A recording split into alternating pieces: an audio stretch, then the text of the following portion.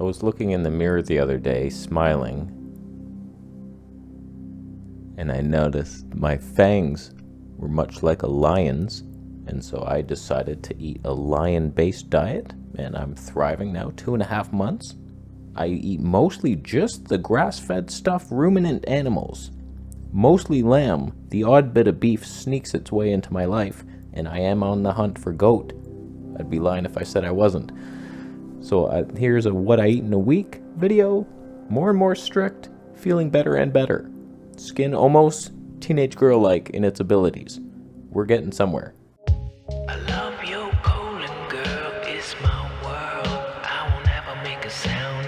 Okay, day one was leftover roasted lamb leg that I poured boiling broth over. Whenever you roast a lamb leg, you're left with a bunch of broth that's very gelatinous and healing to the gut, as well as a big layer of fat if you put that in the fridge. So I scoop the fat off and then boil the broth for the leftovers.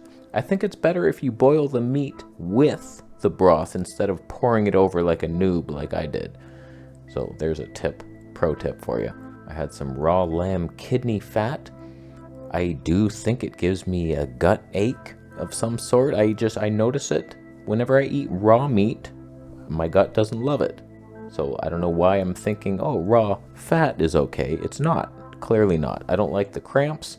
I've came a long way healing the gut. We're no longer bleeding. That's a step up.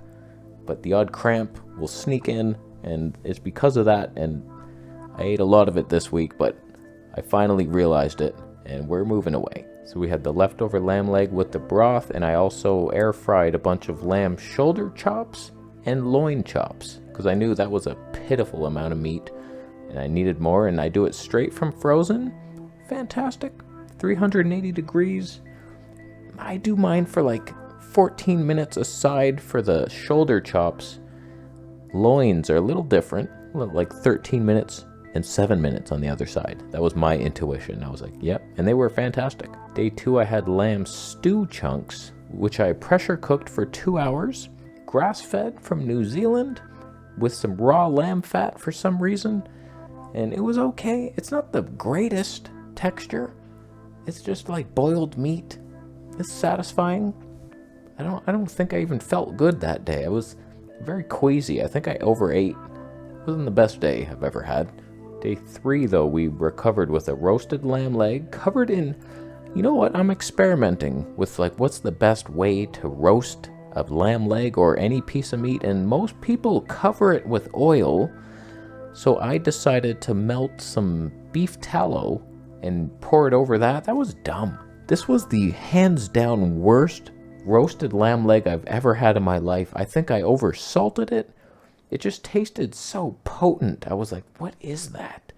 It's not even good. This was the worst idea.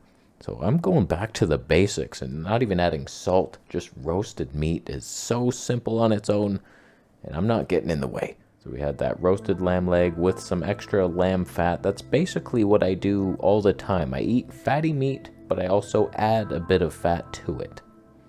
Seems to be the best way. I get most of my fat free after roasting the leg. Then I have all this lamb tallow left over, and if I don't have enough, I buy some actual tallow, scoop it on in your mouth. So day 4 was that leftover terrible lamb leg that I actually boiled with the broth, and I salted it again for some reason, thinking maybe it needed salt. It was already over salted. It was the worst thing ever. That was easily even worse than the day before. I was like, wow, this sucks. Now day 5 comes around and I'm realizing that I do love roasted meats. Not that last over-salted one, but if you're normal with it, they're fantastic. And I've just been roasting them in a glass pan, but to cover it, I've had to use tin foil, which aluminum, no thank you. So I've been looking for a roasting pan, found one on Kijiji. This is an interesting story. I bought a roasting pan. Oh, take that, Kijiji. Oh boy. Oh, we made it. Oh, that does not fit. Oh, that does not even come close to fitting.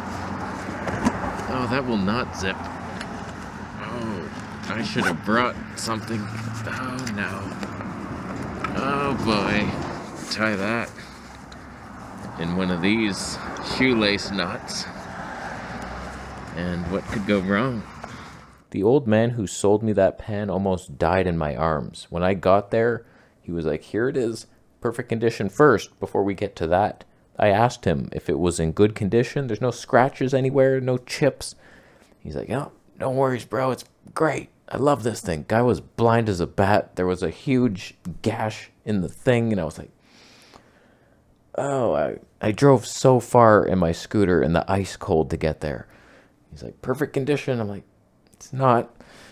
And then he almost dies. He almost fainted, and I had to hold him up with the pans. I had one pan in one hand and the lid in the other, just looking at them, and then I noticed he's falling towards me. I'm like, what the fuck?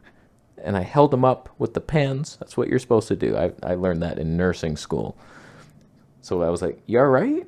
Did you just get a couple of updates on that thing? Has Bill Bates been here lately? What? Are you okay, my friend? I don't know. He's probably dead. That's all I know for sure. But I helped him. He's like, oh, sorry, I stood up too fast. I'm like, in the hospital? When you were getting the updated biomechanics of AI technology inserted into you? So whatever. I have a chipped pan. I hate my life. It's probably seeping metals into my body now. Whatever. So day 5, we roast a lamb in that pot, and it was fantastic. I'm not going to lie, those granite wares, they're supposed to be good. It's just steel surrounded by enamel. They're non-toxic, but mine is chipped, so it's very toxic probably. I hate my life. Had that with some raw lamb fat. Not bad. A pretty good meal. I'm happy to have that pot. I wish I had another one that wasn't as chipped, and then I wouldn't worry. But let's worry together. So day 6, I have that leftover lamb leg with the broth. I forgot to film it while it was all steamy and hot and delicious looking, so it just looks like it's like motor oil or something, but it was delicious. I love that. I boiled it together with the meat for like 1 minute, just as it's boiling. Okay, you're done. Pour it in the thing. Much better like that, instead of just pouring the broth over the cold meat. This is much better. I also air fried some lamb loin chops again, and fantastic, straight from frozen. Very easy to do. As long as you have some in the freezer, you never go hungry. You do have to wait for them to cook, but that's what I'm doing. And day 7, I actually weighed my meals to see how many calories I'm eating. I was just curious. It's hard to measure because you never know how fat a piece of meat is, and they're just like guessing basically. But what I did, I roasted another lamb leg, and when it cooled down, I put it on a plate and I weighed the leg and the plate. Then I ate to satiation, and then I weighed the plate and the leftovers and subtracted some stuff. And I did the same thing. I had some raw beef suet and some lamb tallow. So I weighed everything. I ended up eating almost 2,800 calories in one meal somehow. I didn't think I was anywhere close to that, because there are days where I'm down much less than that for sure. Like 2,200, I think. So it's like, that was surprising. A lot of protein, not too much. That's a decent amount. I probably hit like 1.3 grams per pound. It's a bit much, but it's hard to even limit it. And if I up the fat too high, I get diarrhea. So it's like, what are you gonna do? I think eventually my body will adapt, and then I'll just actually use the fat. But right now my colon panics. And it's like, that's a lot of fat. I can't handle that right now. Let's get rid of that. So like, I don't know, I'm shredded because I'm not like actually absorbing any of these calories. So whatever. It's a calorie restriction type thing, even though I'm not trying to restrict.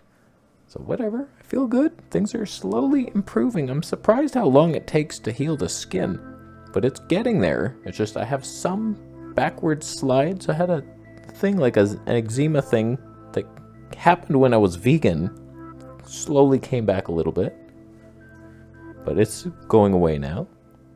It's coming close to something. I feel good. How are you thumbing up the video? That's nice. I think you're thumbing it down because you just added mustard to your roasted raccoon leg. It's a noob trick. You actually have to leave a can of mustard, a can preferably, outside the night before, and then the raccoon eats the mustard, and then the mustard gets embedded into the meat, as opposed to whatever you did, slathering it on afterwards. It's not the same thing. The mustard acids break down raccoon meat. It's a known combination. It's good. I'll leave. You subscribing for more videos? See you next.